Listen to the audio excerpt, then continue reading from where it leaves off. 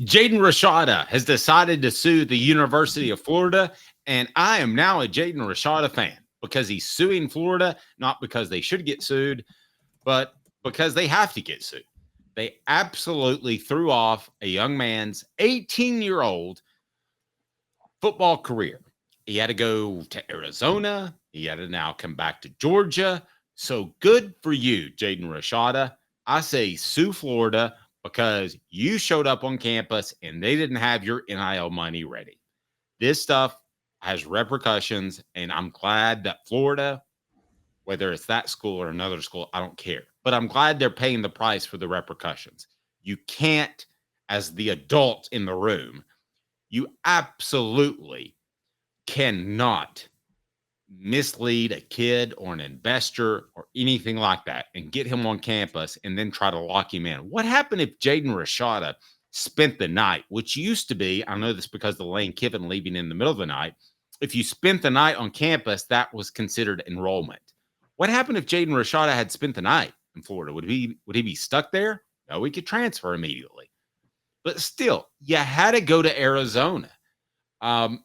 I thought it was dastardly what they did to Jaden Rashada, and I'm glad he's suing them. I've got no issue with that whatsoever, Caleb. Yeah, so let me be fair and they wouldn't be able to come at us because they wouldn't be able to prove harm on this. But I just want to clarify real quick. He's suing Billy Napier and a big time Gator booster and others, according to ESPN, which I think by association is safe to say Florida. But because I actually like that he's picked out specific people. I do too. So he's claiming they defrauded him out of millions of dollars by backing out of a promised agreement, which is probably true. He probably, even if he couldn't have made the $13.85 million at Florida, he probably had an NIL offer somewhere else that he turned down that he then couldn't get because he committed to Florida and then he was forced to back out. So that, I agree. I think that's a big part of where the lawsuit comes.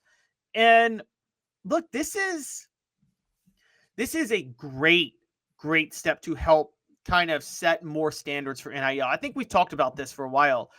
You know, if you let the NIL be the Wild West, I think naturally court cases and legal issues will set guardrails on their own, won't they? Eventually, though, it'll work its way out. Yes.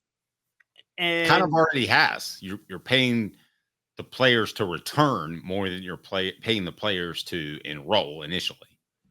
Yes, exactly. So I think there's a lot at stake here. Now, the question becomes, you know, what stands out to me is Billy Napier being sued. I felt Billy Napier was kind of like, oh, who was the SMU head coach in the 80s? Was it Bobby Collins? Was that his name? That came from Mississippi. I thought he was just a guy wanted to coach football and just wasn't even paying attention to the NIL stuff and was just bumbling and didn't even know. But if Billy Napier's on the lawsuit, Rashada suggesting Napier was part of lying to him. I don't know if Napier was lied to himself, but this could create turmoil for a lot of reasons. Because, Dave, think about this. If this is personal lawsuits against Napier and the booster and others, they're all going to start flipping on each other, aren't they? They're going to try to make the other person responsible. At which point you are going to have, do you really want the head coach and a booster or a couple of major boosters fighting over who should be on the hook to pay out a lawsuit? That's a dangerous situation to be in. And it could be dangerous to Billy Napier. What if he mishandled this? And let's say he wins 7-8 games this year, which would probably be, let's retain Billy Napier, right? Yes, probably. Probably. 7-8, 8-9, yes. Well, if you're close to firing him and he's gotten sued by another player and you find out he's mishandled it, that would be the extra shove over the edge that would have Even if he hasn't mishandled, if the booster says, if you don't fire him, you can kiss my money goodbye. Oh, which could happen. Yeah, and so that's where, you know. So you're saying the booster that was providing the money doesn't want to get burned, so he would burn Billy Napier because he knows that he's not a very good coach. And Napier would burn the booster. I just think in a petty squabble, somebody's got to be on the hook for who defrauded Jaden Rashada. And whoever's on the hook is the one who has to pay up. And who's going to want to pay up on this? So they're going to fight each other over it because in court, they're going to throw each other under the bus. it's like criminal cases. If you get caught, you rat out the other guy so you don't get in trouble. So I mean, that's where this situation's at. It leads me to believe this. I'm going to be honest, Dave. We just talked about them. What are the chances Georgia was behind this, or not behind it, but encouraged Jaden Rashada to do it? I would encourage him to do it. I agree, because he didn't do it when he was at Arizona State last year. Listen, Somebody at Georgia got in his ear and is pushing this to wreck Florida. Yeah, well, it's your job to look out for the kid. I mean, Caleb, you and I work together. If I'd pull you aside and say, if that guy did you wrong, if that builder did you wrong, go sue him, Caleb, because I'm looking out for you. You're the one I care about. Same thing now with Etienne, plus, with Rashada, plus you can hurt Florida as well. So, yeah, I think Georgia probably incentivized them, probably suggested that Rashada sue Florida. That wouldn't surprise me at all. Why would Arizona do it? I mean, they've got everything they can possibly manage to put together a football program. I don't think they're really worried about it. However, Georgia has the time to do some extra goofy stuff. And he's not playing. So if he has to miss a meeting to go meet with his lawyer, you let him do that. I know it sounds like I'm going overboard a little bit, Caleb, but your job is to protect the young man. So I have no problem with him suing the University of Florida at Georgia's behest. Zero problem. As a matter of fact, I love it. What do you think on the message board? Go ahead, Caleb. I think George is altruistic. I don't think George is altruistic on this. I think it's very good for them to wreck Florida, the program, and they would love that long term because they know they're going to be a permanent rival, and they just smell blood and don't. That might, Dave, I'm going to go that out here. What if that's why they got Jaden Rashada in the first place? So they could just encourage him to do this lawsuit, and they could totally wreck Florida in the process. I mean, I think this is so. Now here's the other part of it. Okay, here's one for you. What if Jaden Rashada was encouraged by Florida to sue the booster Napier, and then they all hold on, let me hear me out. Gosh. They all flip on Napier, and then Florida uses that as a reason to terminate Napier's contract for calls, where they can fire him without a buyout. Well, nothing would surprise me. I guess that's possible. I would certainly suggest that he goes to Banks and Jones, the show represented by Banks and Jones. He'll go to trial for you, Tennessee's trial attorney. Play to win. BanksandJones.com, BanksandJones.com. Ding, ding, ding. Exactly right.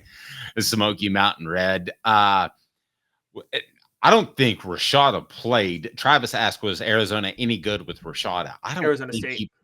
Arizona State, excuse me. I don't think that he played that much with him, did he? No, he got hurt. All I'm asking is this. Do we think this was Jaden Rashada's idea, or do we think that some school for a nefarious motive was behind this idea? And I think we both agree some school for a nefarious motive, whether it be Georgia or Florida, was behind this idea.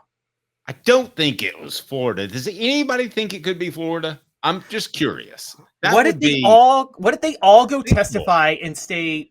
And I mean, what if they all say we're in this together? Let's all throw Billy Napier under the bus. And they all say Billy Napier lied to Jaden Rashada. And then it gets confirmed in court. And then Billy Napier's on the hook. And then they, in turn, can fire Billy Napier for calls. Which, by the way, I don't think Napier was the one who lied. So it'd be really unfair to him, honestly. I think Smoky Mountain Red nailed it. And what we love about this program in our community is that we admit that we're not right all the time. Smoky Mountain Red said Napier is a train wreck of a coach, and we dodged a bullet with not getting Napier. I was a fan of him when we were looking. Is Napier worse than Derek Dooley? Is Napier worse than Butch Jones? Is Napier worse than Jeremy Pruitt?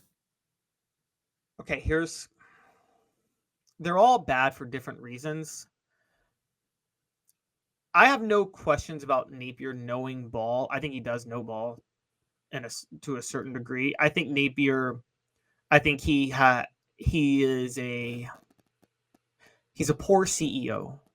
You talked about this. He has way too many cooks in the kitchen trying to handle things, and is creating too many mistakes. I think he's bad in a different way from the rest of them. They were all bad in their own ways. But in a similar fashion to Dooley, Napier's also at a program that has completely lost its way in terms of competence from the administration. I mean, this whole Jaden Rashada thing alone is proof that there is an incompetent issue at the University of Florida right now that Napier can't really fix. Now, that doesn't mean he has to have so many analysts and he doesn't know what they're doing. But so I think Napier's smart. I think the whole detail thing that you talk about that everybody laughs at, I think that's his problem. He's way too focused on details, and he's trying to cover so many things and he makes mistakes. So Napier kind of reminds me of a Derek Dooley in that way, where I think their CEO methods are just causing issues, but they're at it. You know what I mean? They don't remind me of Butch Jones, who was just downright stupid. And rank them. Rank the 4 coaches: Pruitt, Napier, Dooley, and Butch Jones. Let's rank them right now. Worst coaches in the Tennessee-Florida rivalry. We can go ahead and throw a Zook in there if we want to. But what about Jim McElwain? Jim McElwain deserves to be up there. But just compared to those 4, I think he's a better coach. The Pruitt, I think he's a worse coach than Butch Jones, who I don't like on a personal level for a lot of reasons. He never did anything to me personally, but just the way he treats people, I'm not a big fan of. I would say Butch Jones is slightly better, and I would say that Derek Dooley is slightly better. I think from knowing ball, just being ball guys, Butch Jones and Jeremy Pruitt are probably at the top of the list, right? Just being ball guys. And see, Jeremy Pruitt would be like an A+ to me if he could be the defensive coordinator, not the head coach. That's why he's a ball guy. Here's what I mean with that. Say what you want about Butch Jones and Jeremy Pruitt, but let's just say this much in their favor. They knew what they wanted to run, didn't they? They weren't like just shuffling to find staff to run whatever they actually had. Butch Jones knew he wanted to run the zone read smash mouth spread offense, didn't he? And Jeremy Pruitt knew he wanted to run a 4-3-3-4 multiple defense that focuses on the. I mean, they knew what schemes they wanted to run. That counts for something. Derek Dooley and Billy Napier are just CEOs that are like, I remember when I will never forget the press conference, and it made me think Derek Dooley didn't know ball. You were at that introductory press conference, remember, Dave? And I remember all those. And he kept getting asking about his styles and things he believed, and he kept saying, "Well, if you're going to be good, you got to be multiple. You got to be good at everything." It's like, okay, but what does that mean for you? Like, do you know football? Please, what do you take pride in? Yeah. Give me, like, if I say, what do you take pride in? And Caleb says, well, I have to take pride in everything. I take pride in keeping my car oil right and the right shirt and iron clothes. Nobody's good at everything. No. And you remember him saying that, right? And I'm guaranteed you were probably questioning this guy doesn't know ball, right? When you were seeing that. Yes, I didn't. I was questioning who the guy was. I mean, I heard his name probably 48 hours before he was actually hired. It was not a long time. It may have been 36 hours, actually. Yes, yeah. because I had a date night. You'll appreciate that. I had a date night with my wife, and they called a press conference, and we had to go in the Peyton Manning locker room to cover his press conference. My wife was there at the press conference as a date. That was what you get when you date Dave Hooker. And that's actually pretty awesome. And it was so smug, though, because people do this in politics. They do this in sports. They do this everywhere. You know what people do that is so smug that just angers the heck out of me, Dave? When they don't know something, they act like your question is too specific and doesn't matter. You ever notice that? So, like, you ask somebody a football, like, you asked Derek Dooley, like, what style of defense do you want to play? 4-3 or 3-4? And I remember he's like, well, it doesn't really matter. 3-4, 4-3. There's a lot of ways to be good. I'm like, you're making me sound like that's not a legitimate question. When the truth is, you just don't know what you want to run on defense. And I'll defend him on that one thing, because that's whether or not your hands down. So that didn't exist in 2010. Okay. The edge, capital EDGE, didn't exist back then. It probably didn't. That's early. That was a Jeremy Pruitt idea in 2015, 2014, 2013 at Florida State. Yeah, I remember when he showed us that. He said it really doesn't matter how you come off the edge with your hands down. I was like, wow, how did I not think of that until I was 45. It does change, though, how you're going to align your defensive linemen, because you have, like, nowadays you used to have 2 like true edge rushers lined up front and then 2 tackles, but now you'll have like a nose tackle and then 2 defensive linemen who were like kind of the size of a defensive tackle, but agile like an end. So it's changed that to a degree. But yeah, Dooley was, I say this out loud. I've always been more annoyed by Butch, but I know people who covered everybody, and Dooley bothered them the most because he was so smug to you guys in the media day when y'all were covering them at the time. He acted like he was so much smarter than you guys and just was so like shaming, but it was so annoying. But I still, to me, Butch Jones was always, even though I said, I think on a general sense of being a ball guy, he was a better coach.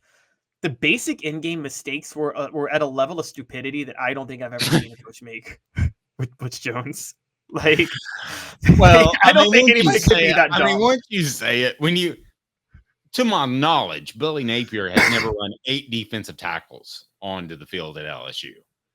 But that, to be fair, I couldn't put that on Dooley. That was the defensive line coach who Dooley was trusting to run the right. That's still on Dooley. He hired a guy who'd never coached college football.